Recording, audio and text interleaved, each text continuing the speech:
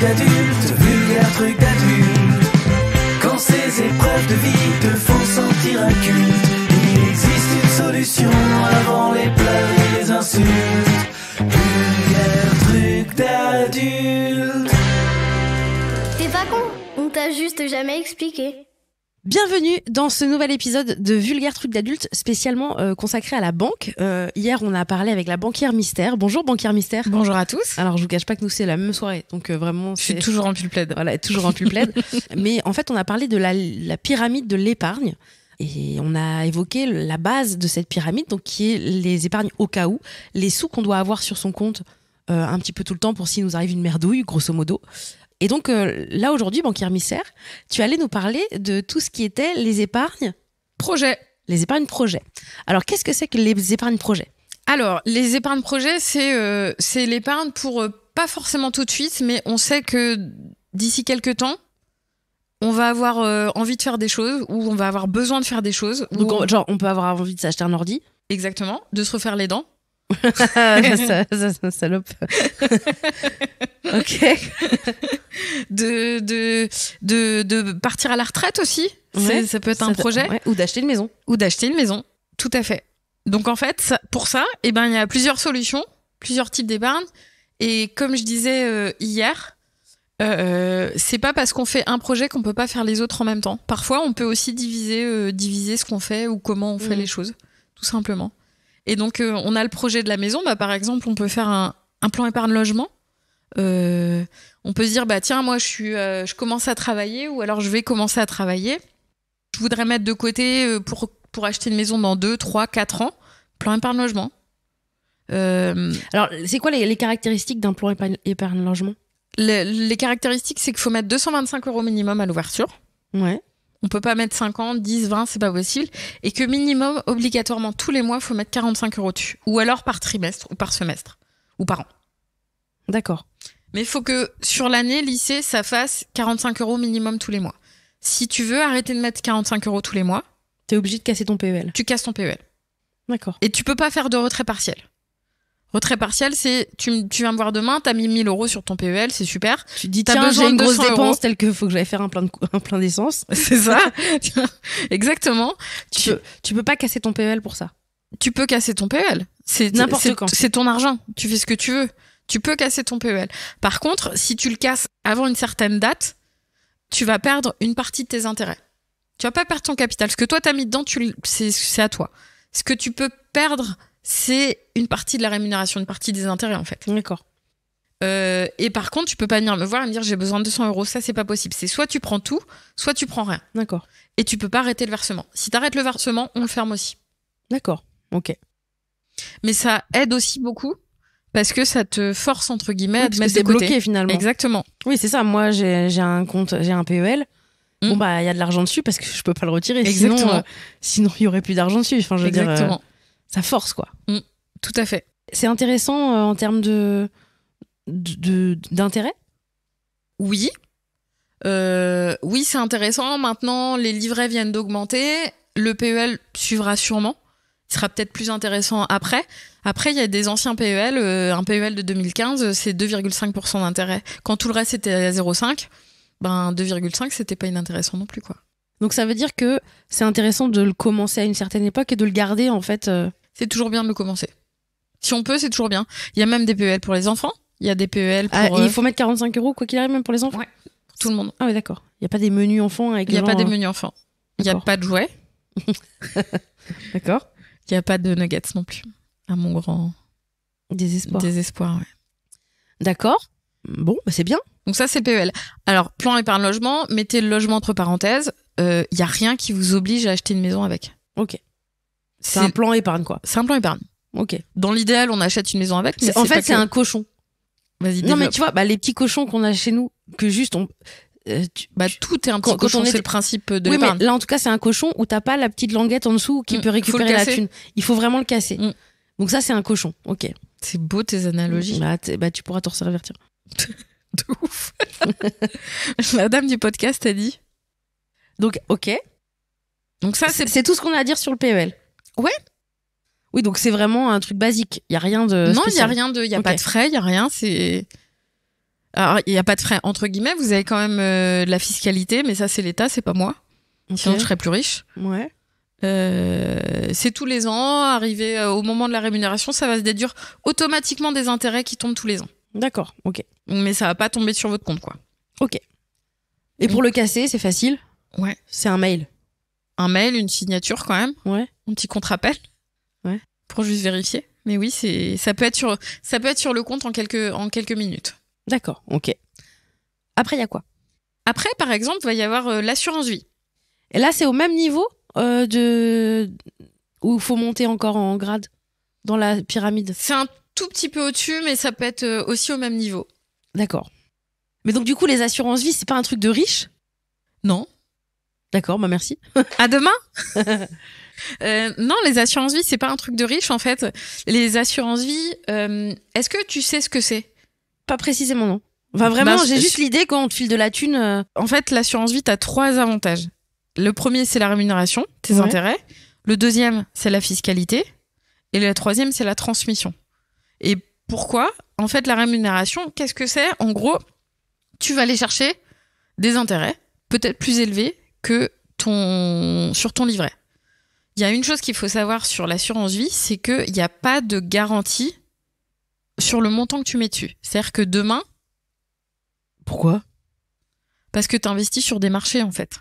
Des marchés financiers. D'accord, donc c'est pas des tirelires, ça, c'est pas une tirelire. C'est pas une tirelire, c'est pour ça que c'est pas la base de ton épargne. C'est pour ça que c'est pas la base de ta pyramide. Parce que c'est quelque chose qui potentiellement, quand les marchés sont bas, tu peux parfois être en négatif. Ah ouais? Mais en fait, t'investis sur plusieurs supports, en fait. Par exemple, tu peux investir sur le fonds euro. Ça, c'est quelque chose qui est plutôt sécurisé, mais qui rapporte pas beaucoup. Tu peux investir sur les unités de compte. C'est là-dessus, on va aller chercher un petit peu les marchés financiers. D'accord. Et tu peux investir sur ce qu'on appelle des fonds à formule. Des FAF. C'est vrai? Ouais. Des fonds à formule, en fait, qu'est-ce que c'est? C'est tu mets 5 000 € aujourd'hui. C'est des fonds qui, tu sais d'avance que ça va durer 6 ans, 8 ans, 10 ans. Et voilà, tu sais que sur cette durée-là, ça va se bloquer pour espérer avoir tant de rémunération. Dans l'idéal, tu fais un peu de tout. Tu fais un pot pourri dans ton assurance vie. D'accord. Et si toi, tu sais pas gérer, bah c'est pas grave, tu mets ce qu'on appelle un mandat. Un mandat, c'est tu donnes la main de ton assurance vie à des spécialistes. Ok. Tout simplement. Mais par contre, encore Donc une en fois... gros, t'as des actions, en fait. En gros, oui. T'investis sur des marchés, tout à fait. Donc, parfois, les marchés ils sont en hausse, et c'est super. Et parfois, les marchés ils sont en baisse. Début 2021, les marchés en hausse. Pleine balle, fin 2021, pardon, pumped up. Début 2022. Très bon début d'année. Février, guerre en Ukraine. Et là, tous les marchés s'effondrent. Et là, tous les gens qui regardent leurs assurances vie, ils se disent la banquière mystère, elle m'avait dit. Oui, mais en fait, quand tu fais une assurance vie, c'est pas sur du court terme.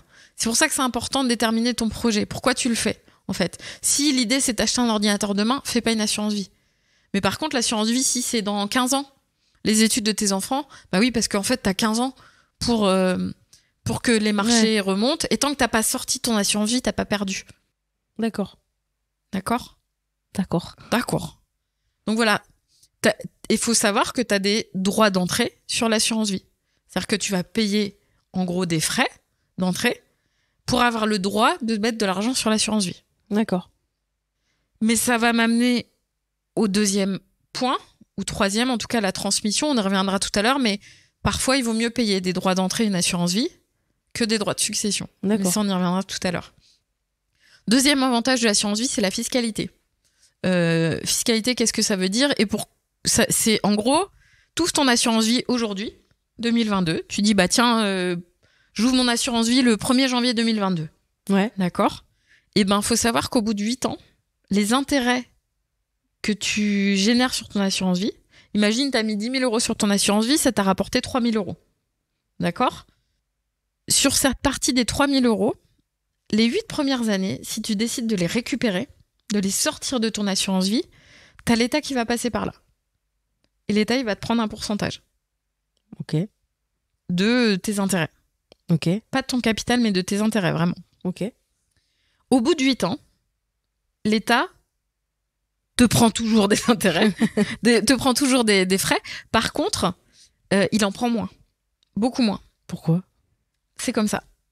D'accord. C'est pour que ça reste, je pense, c'est pour inciter les gens à garder aussi longtemps une assurance vie, à se rendre compte que c'est pas un livret, quoi. Ouais.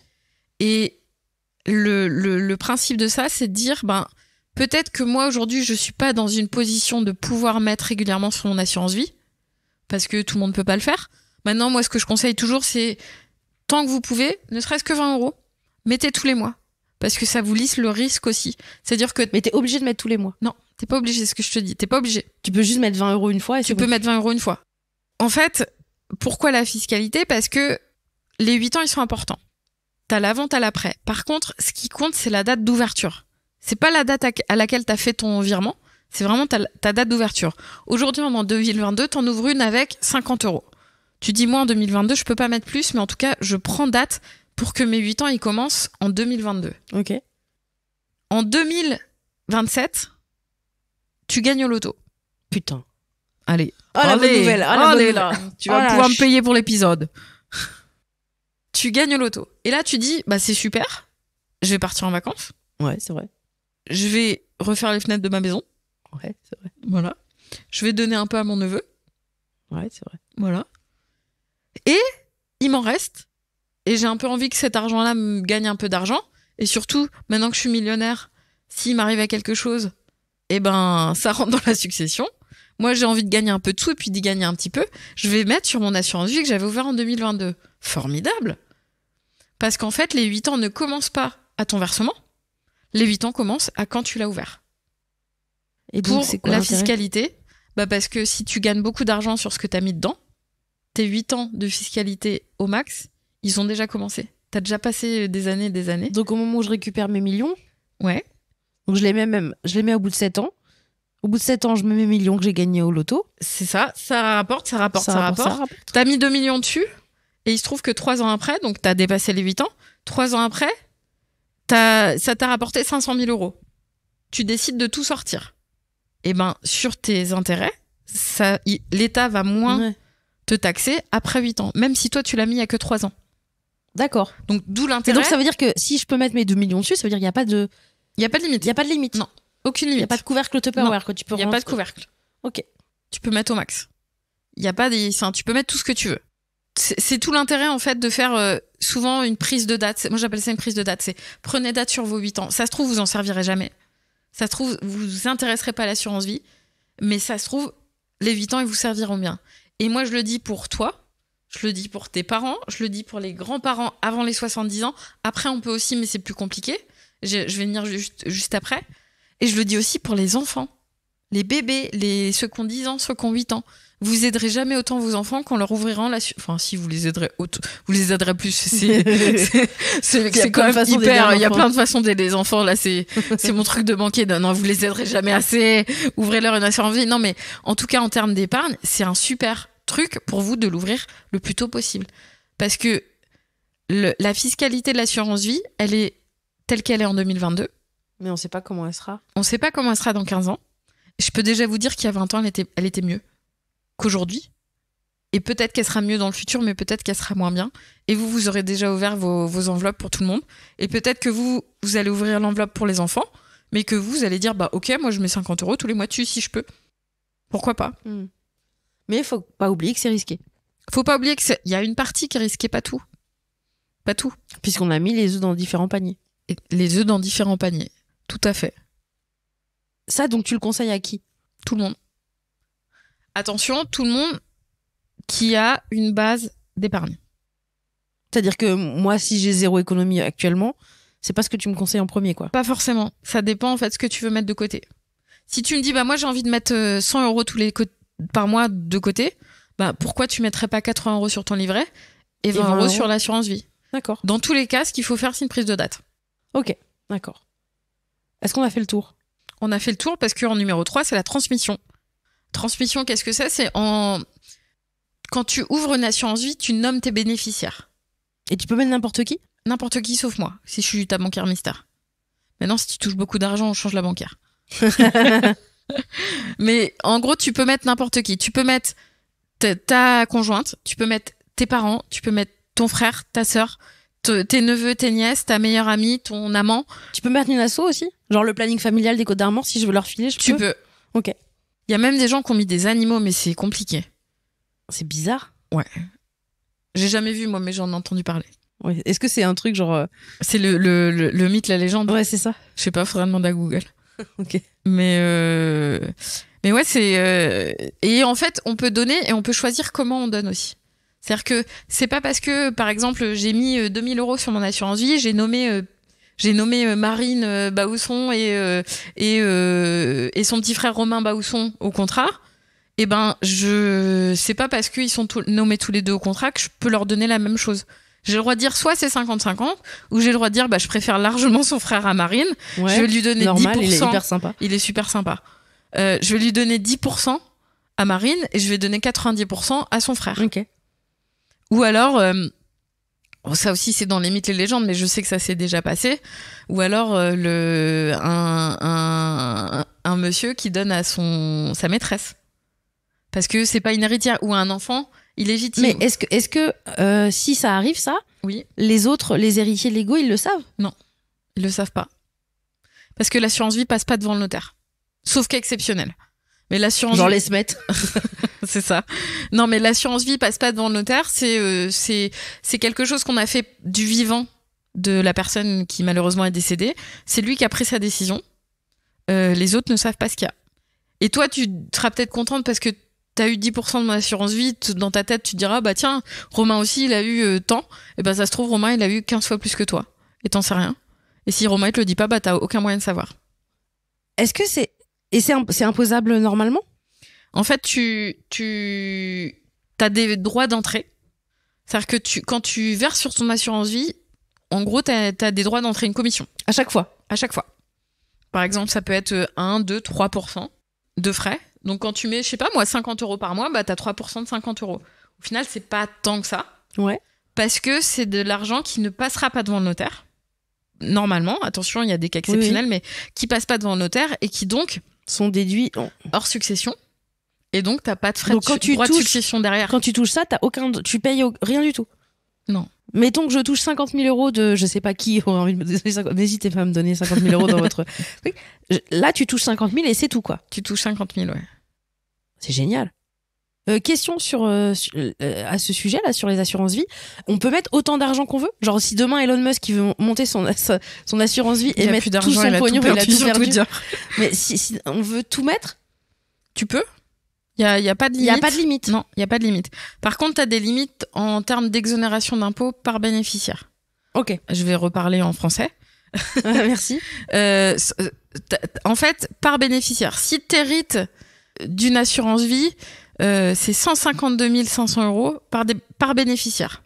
Oui, donc t'as un peu de marge quand même. T'as un peu de marge. Mais si c'est Elon Musk, pas tant. Ouais, finalement. Ouais, c'est ça. Il a peut-être d'autres solutions, quoi. Exactement. Ok.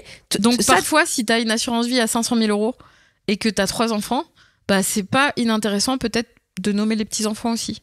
Parce que comme ça, tu divises tes 152 000 par bénéficiaire. D'accord. Plutôt que de dire, bah tiens, je nomme Pierre, Paul et Jacques dedans. Je vais nommer Pierre, Paul et Jacques, mais comme il y a 500 000, on va nommer Léo et Tom en plus. Ça, tu le conseilles à qui, en fait? À tout le monde. Genre moi, là, tu me le conseilles? Oui, je le conseille à tout le monde.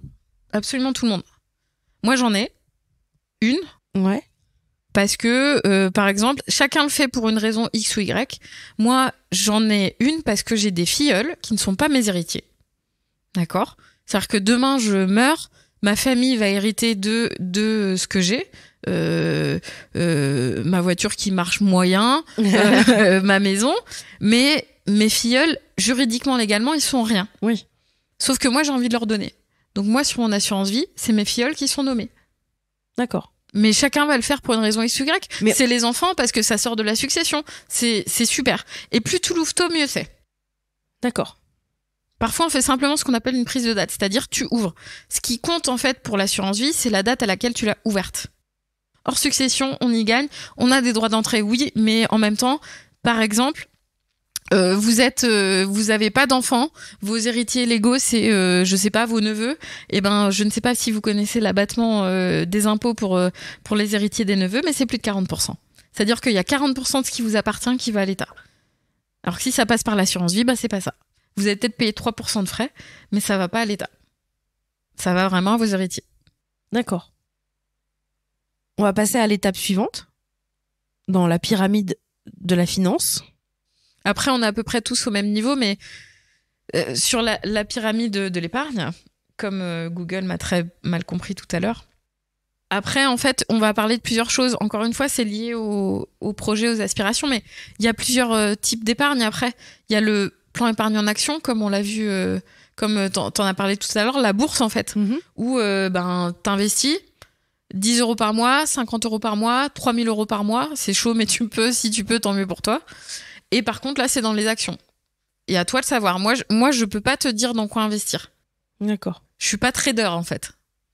Mon métier, c'est pas de te dire, il y a telle action, je pense qu'elle va... Non. Moi, je peux pas m'engager. Ça, c'est les actions. Ouais. C'est autre chose que l'épargne, que l'assurance vie. Exactement, c'est des actions. Ça, c'est des actions. Ok. Tout à fait. Bon, ça, c'est une autre histoire encore. Ouais, donc il y a ça. Mais il y a plein de jeunes qui font des plans épargne... des PEA, pardon. Parce qu'en fait, ils disent, moi, je mets 10-20 euros par mois, puis je joue en bourse, en fait. Il y en a de plus en plus. C'est quelque chose qu'on voyait pas il y a quelques années. Et en fait, c'est pas incohérent. Moi, j'assimile ça à quelqu'un qui, on l'a fait tout à l'heure, mais on a gratté un jeu à gratter. Oui. En gros, tu dépenses 10 euros. Et eux, plutôt que d'aller jouer à gratter, ils décident d'y penser 10 euros dans la bourse et voir ce que ça fait. Moi, je trouve pas ça incohérent. Encore une fois, il faut faire attention parce que faut pas être addict. Non, mais voilà, c'est ça. Tout est raisonné, tout est en fonction de ses choix, en fonction de... Toi, en tant que banquier, tu peux refuser que quelqu'un achète des actions ? Non. Après, les heures passent pas par mois. Oui, d'accord. Après, chacun prend sa responsabilité, en fait. D'accord, oui, ok. C'est quoi l'étape l'étape suivante ou l'étape en même temps, hein, ça peut être ça, c'est le plan épargne retraite. Ok. Plan épargne retraite, hyper important. Il y a deux points de vue au plan épargne retraite. C'est soit on le fait pour optimiser les impôts, pour faire simple et clair et rapide. Ce qu'on verse sur le plan épargne retraite, une partie peut être déductible des impôts. Ok. Voilà. À quel moment ? Sur l'année d'après. Tu verses en 2022, sur l'année 2023, ce que tu as versé, une partie va être déductible. Donc ça se fait baisser. Ouais. Ok. Donc il y a ça, mais attention, tout le monde n'est pas imposable non plus. Donc tu as cette partie-là et tu as cette partie aussi de se dire... Donc tu te dis que quelqu'un qui n'est pas imposable, c'est pas intéressant ? Pas forcément, parce que quelqu'un qui n'est pas imposable, il sera quand même en retraite à un moment. Ouais. Et ça peut... Le principe du plan épargne retraite, c'est t'économises des impôts et en même temps c'est un complément de revenu quand tu arrives à la retraite. Soit tu le sors en fractionné tous les mois, en fonction de que tu as mis dessus. Alors ça peut être... Donc genre là, par exemple, mes parents, ils sont à la retraite depuis pas longtemps, là. Au moment où ils sont partis à la retraite, s'ils avaient fait un plan épargne retraite, qu'ils avaient mis de l'argent dessus, je sais pas si c'est le cas, mais en tout cas, s'ils l'ont fait, ils ont eu le droit de sortir l'argent qu'il y avait dessus à la retraite. Tout d'un coup. Ça dépend. Ça dépend des montants, en fait. En fonction du montant qu'il y avait dessus, soit ils ont le droit de sortir tout d'un coup, soit c'est en rente. Et la rente, ça peut faire un complément de revenu à la retraite parce que... Genre mois par mois, quoi. Parce que quand tu arrives à ta retraite, en fait, tu perds... T'as une grosse perte tu perds facilement 40% de tes revenus. D'accord. Et donc, c'est tout. C'est tout. Alors, il y a des tenants et des aboutissants. Je vais pas rentrer dans tous les détails, mais le plan épargne de retraite, faut y penser. Et plus on y pense tôt, plus on met dessus aussi.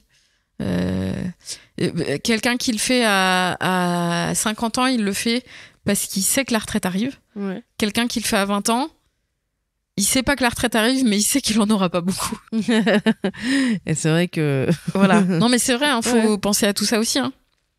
Toi, t'as un plan épargne retraite ? Oui. Tu mets de la thune dessus ? Ouais. Une fois que tu le prends, t'es obligé de mettre tous les mois ? Non.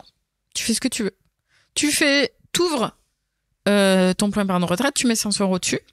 Ouais. Soit tu mets tous les mois. C'est 500 obligatoire ? Je crois que oui, c'est tout le monde, mais sauf erreur de ma part. Tu t'ouvres avec 500. Soit tu mets tous les mois, automatiquement, comme ça tu penses pas. Ouais. Soit tu fais un versement sur la fin de l'année en fonction de ce que t'as gagné.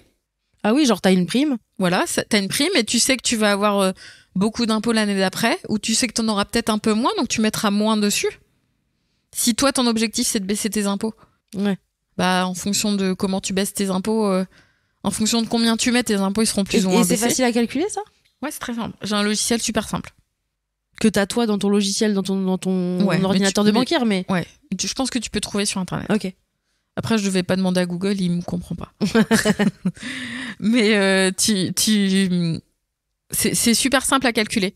Et après, tu peux faire des versements complémentaires à la fin de l'année. Alors, faut pas s'y prendre trop tard parce qu'arrivé à un certain moment de l'année, on peut plus le faire, c'est bloqué. On va dire première semaine de décembre, après ça, c'est compliqué pour le faire. D'accord. Donc voilà, ça c'est le plan épargne retraite. Et après, en termes d'investissement, il y a toujours les investissements immobiliers. Et c'est forcément pour toi. Tu peux pas faire un plan épargne retraite pour ta conjointe, par exemple. C'est à son nom à elle, quoi. Oui, mais c'est pas un truc que toi tu le remplis et tu dis si je meurs. Si.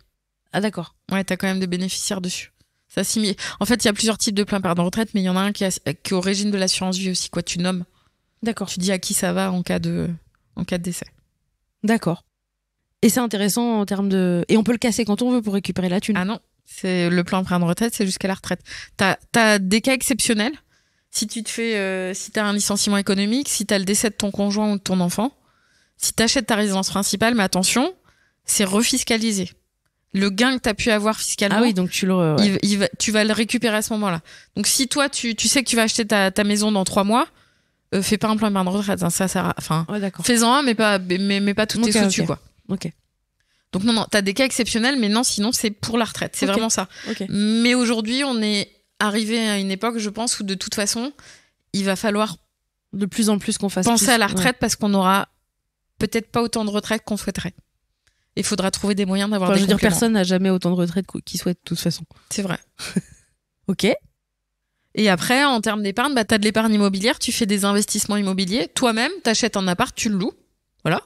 Touc. Ou alors, tu passes par des investissements via ta banque, puisque ta banque peut t'en proposer aussi. Ok. Ou alors, tu passes par des SCPI.